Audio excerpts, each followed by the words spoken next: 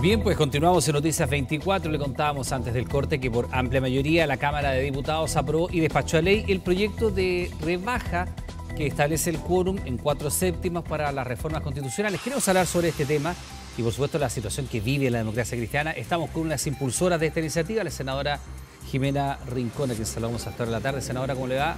Buenas tardes, bienvenida. Muy buenas tardes, Iván. Muchas gracias por este contacto. Bueno, al contrario, me imagino primero que nada una evaluación positiva de la tramitación de este proyecto que ustedes y el senador Walker empezaron a impulsar como se ha bautizado una suerte de plan B en caso de que gane el rechazo en el plebiscito. Yo, el senador Walker, el senador Iván Flores, al que le mando un abrazo, esperamos tenerlo luego de vuelta, y el senador Araya, así que muy contentos por el respaldo transversal mayoritario que ha tenido en la Cámara de Diputados nuestra rebaja de quórums a 4/7 y que ha quedado listo para convertirse en ley. Ahora, senadora, en el escenario que se plantea, por supuesto, este proyecto, que es un eventual triunfo del rechazo, naturalmente, bajan los quórums para hacer las modificaciones.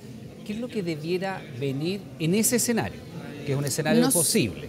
Sí, no solo en el evento de que gane el rechazo, Iván, sino que hoy día, una vez que se promulgue las reformas que haga el gobierno y que requieran estos quórums, ya pueden avanzar, ¿no es cierto?, con menos dificultad que antes de la reforma. ¿Qué es lo que se espera después del 4 de septiembre? Bueno, que tengamos ya también aprobado otra reforma que hemos presentado al artículo 142 de la Constitución, que establece que de ganar el rechazo no nos quedamos con la Constitución vigente, porque eso ya la ciudadanía dijo que no, sino que el presidente tiene que enviar una modificación al Parlamento para un nuevo camino, que tiene que ser democrático, inclusivo, participativo y que nos permita efectivamente escribir esa nueva buena Constitución que el país en octubre del año pasado dijo que quería. Sí, senadora, en la otra vereda, en la vereda del apruebo, naturalmente se está trabajando y también está el gobierno trabajando en aquello. De hecho, el presidente Boric se ha puesto a sí mismo como aval, como garante de estos mínimos comunes, una suerte de alternativa de cambios a la Constitución en el evento de que se apruebe la Constitución. Y se está trabajando en los mínimos comunes, está el Partido Comunista, nosotros hablábamos ayer con el presidente Guillermo Tellier, que daba cuenta de algunas modificaciones a las cuales ellos están abiertos también. Pero en este lado, en el lado del rechazo y en el lado de que se imponga esa alternativa, ¿qué debiera pasar para que la ciudadanía también lo tenga? ¿Cuáles son las alternativas? ¿Una nueva convención? ¿Un grupo de expertos redactando el texto? ¿Un plebiscito para que sea la gente que diga alternativa A, alternativa B, alternativa C? ¿O modificaciones eventualmente realizadas en el Poder Legislativo? ¿Cuáles son el abanico de alternativas que hay para dar al país una nueva Constitución en el caso de que gane el rechazo?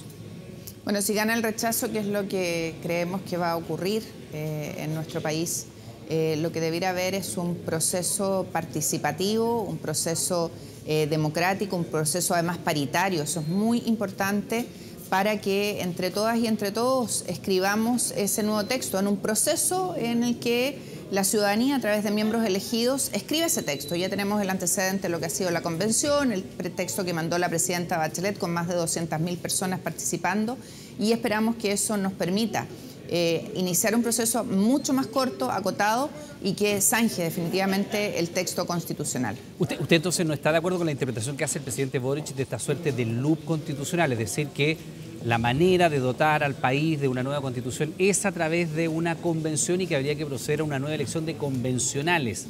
No es... Lo que nosotros decimos es que hay que trazar un nuevo procedimiento, por eso esta reforma al 142, porque ya la anterior venció, se cumplió con el proceso que culminó el 4 de julio. Y para habilitar un nuevo proceso, que yo creo que es necesario, donde haya participación, donde hayan convencionales elegidos, que sea paritario, tiene que obviamente hacerse una reforma que es la que hemos planteado el 142. Ahora, senadora, y ese proceso, usted dice más corto, más acotado en el tiempo, ¿por qué? Porque sería otro el mecanismo, habría que hacer un plebiscito nuevo, habría que preguntarle a la gente si quiere una convención de nuevo, si quiere un comité de expertos, ¿cuáles son las alternativas en definitiva? Yo creo que la pregunta de si queríamos o no una nueva constitución y la pregunta de cuál es el mecanismo creo que ya se respondió, pero obviamente hay que elegir a esos convencionales y hay que ver si son el mismo número, cómo se define, cuál es el sistema electoral, pero de que sean convencionales, de que sea democrático, que sea participativo, yo creo que es algo que la ciudadanía ya ha respondido y por eso le hemos, a través de la reforma constitucional que ya se aprobó en la Comisión de Constitución del Senado, que tenemos que votar en sala, a través de ese mecanismo el presidente tiene que enviar un proyecto de reforma que nos permita habilitar el proceso, pero no cabe duda de que tiene que ser participativo, democrático, paritario, porque es parte de del estándar que ya nos pusimos como país. Usted dice no cabe duda, y sin embargo, senadora, evidentemente en el otro lado, en el lado de Chile Vamos, se le preguntaba hace algunas semanas, hace un par de semanas al presidente de la UDI, Macaya, a propósito de esto, y él decía estar abierto a discutir el tema de la paridad. Lo ha respondido después, Iván, y él sí ha dicho que ese tema ya está superado y obviamente tiene que ser paritario, así que yo no me quedaría en lo que dijo hace varias semanas atrás, sino que en sus últimas declaraciones en que este tema ya lo dio por zanjado.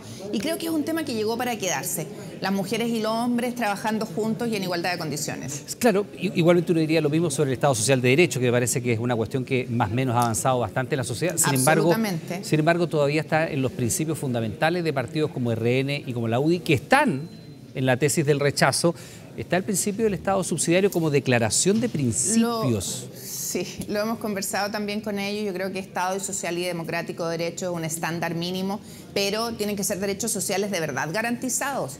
Y eso significa que tienen que tener recursos de protección, porque hoy día lo que se pone en el texto de la Convención es una declaración de intenciones, pero se les dice que tiene a las personas para reclamar esos derechos sociales que tienen una acción de tutela en tribunales de primera instancia, que se demoran 2 años y medio en resolver, que van a tener al Consejo de Defensa del Estado al frente y que se enfrentan a una maraña de trámites con más de 2,5 millones de personas en causas en los tribunales de primera instancia. Entonces, no basta con decir las cosas, sino que hay que dotarlas de robustez para que sean efectivas. Y en ese sentido, senadora, entiendo que son partidos distintos ustedes de la democracia cristiana, ya vamos a ir a lo que está pasando con su partido, pero así como en el lado, porque usted está en el rechazo, y así como está en el lado del apruebo, se está trabajando en ofrecerle a la ciudadanía mínimos comunes, que es básicamente un acuerdo político de decir, si gana el apruebo vamos a hacer esto, y está ahí la palabra del presidente como garante.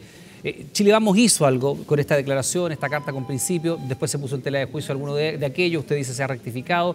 Sin embargo, por ejemplo, el tema del Estado Social de Derecho se contradice con las declaraciones de principio de partidos relevantes de la oposición.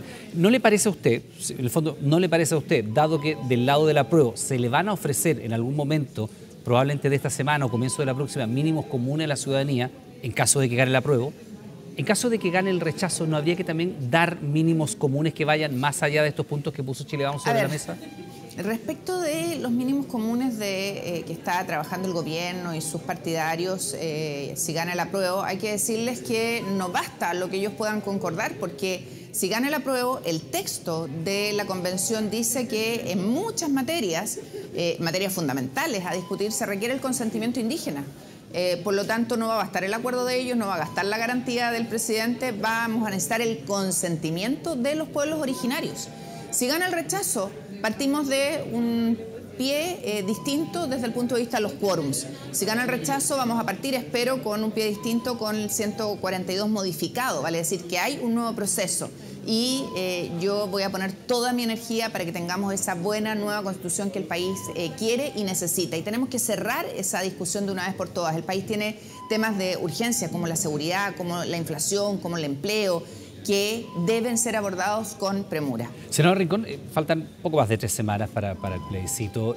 También la gente tiene una suerte de agotamiento, ¿no? Esto que se ha denominado la fatiga constitucional, 2 años marcados por innumerables procesos eleccionarios, probablemente la pandemia ha sido, no vamos a recordar lo duro que ha sido todo esto, ¿no? Pero para mucha gente a lo mejor ponerse en la expectativa de empezar todo de nuevo, tener una elección de convencionales, estar escuchando la discusión, ver cómo avanza, si es que el texto de eso no es adecuado. Usted dice un proceso más corto.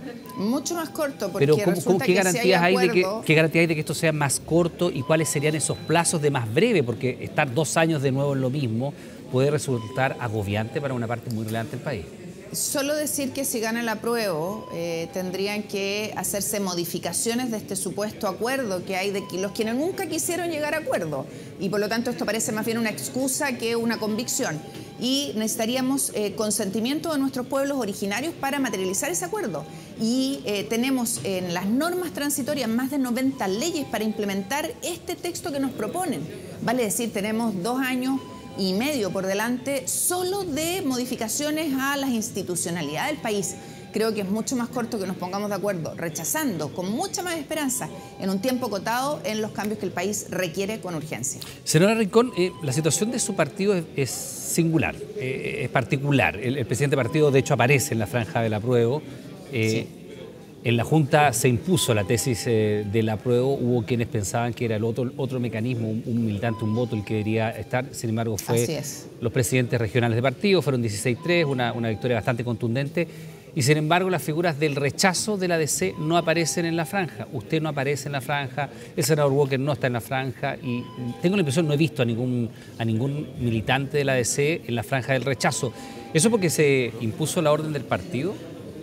Nosotros hemos dicho que nosotros vamos a expresar nuestra convicción, nuestro voto está dentro de nuestro ámbito de libertad de conciencia, que es como lo acordado la Junta del partido, y así como es cuestionable, ¿no es cierto?, que el partido haya estado por el apruebo contraviniendo un acuerdo de quinto congreso del partido. El quinto congreso del partido expresamente estaba en contra del aborto, esta constitución lo consagra y el partido contraviene ese acuerdo. Entonces, mira, el tema de la franja no es un tema que nos preocupe, nosotros estamos dando a conocer nuestra postura a lo largo de todo el país, pero estamos trabajando además por sacar adelante los temas que le interesan a la ciudadanía. Estamos votando el tema de robo de madera, los temas de usurpación, vamos hoy día, en un ratito más, a renovar el estado de excepción de emergencia que el gobierno no consagra en el texto que promueve y que nos pide una y otra vez que lo aprobemos en el Parlamento. ¿Qué inconsistencia más grande?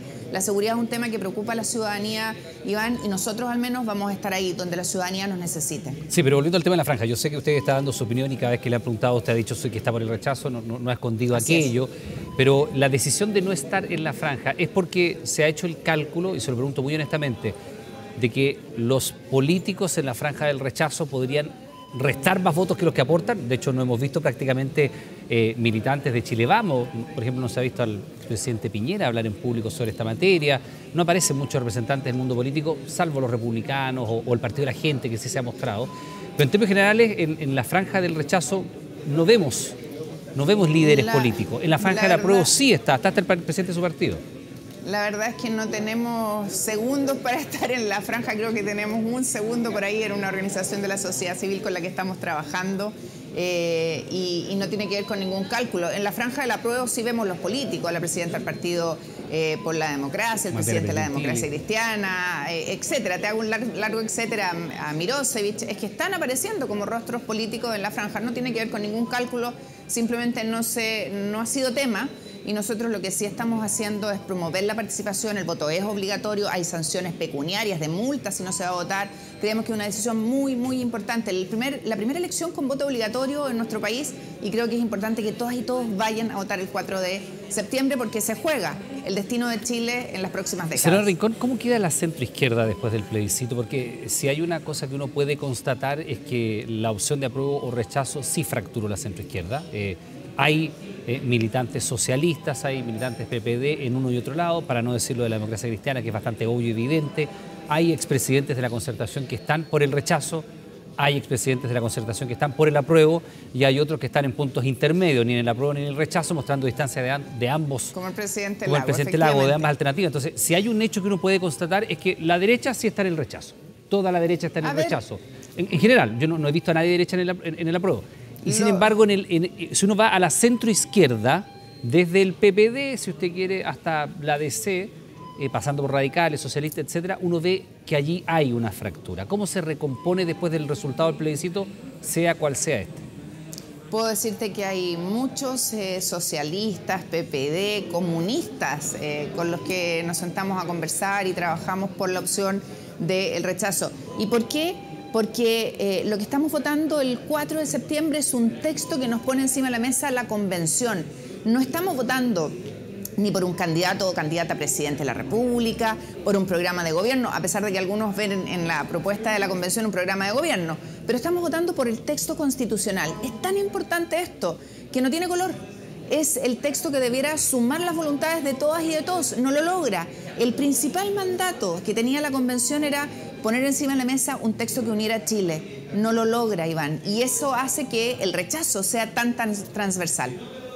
Senadora, yo le preguntaba por la relación que hay al interior de su partido, que es probablemente de los partidos más fracturados, porque allí sí hay una división que es bien importante. En los otros casos son militantes muy en lo particular que han manifestado su posición por el rechazo cuando la mayoría del partido está por el apruebo. En el caso de la ADC hubo una votación dividida, en fin.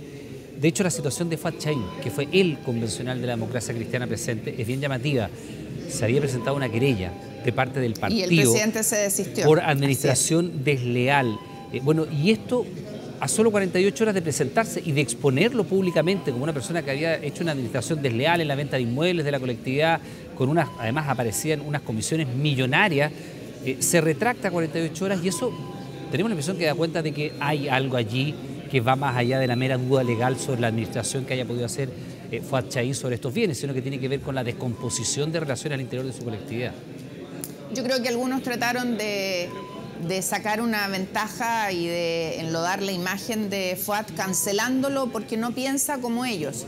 Y creo que el presidente del partido se ha dado cuenta que no hay ningún antecedente serio para hacer lo que se hizo. De hecho, hay un informe de la comisión que revisó estos antecedentes. Esto se hizo y se encargó en la directiva anterior, que integraban el presidente actual de la democracia cristiana y esa comisión que integraban el ex senador Saldívar, la ex ministra Alejandra Krauss, dijeron que no había ningún hecho irregular.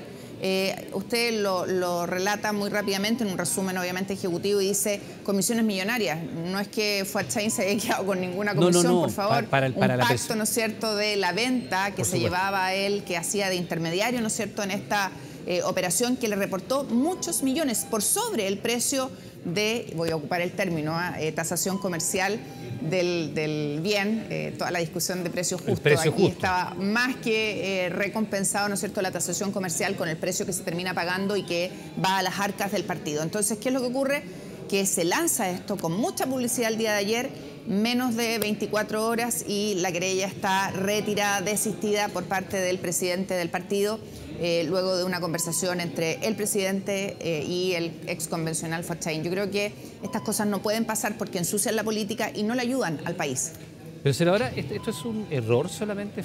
¿Había malos antecedentes? ¿No se había hecho la investigación adecuadamente? No habían antecedentes, no había ningún antecedente, eso es lo grave y lo importante, raya para la suma, es que se ha desistido de esta querella que no tenía base, no tenía antecedentes, era absolutamente antojadiza y yo lamento que alguien haya asesorado mal en la toma de decisiones porque no habla bien de los que están detrás de esto.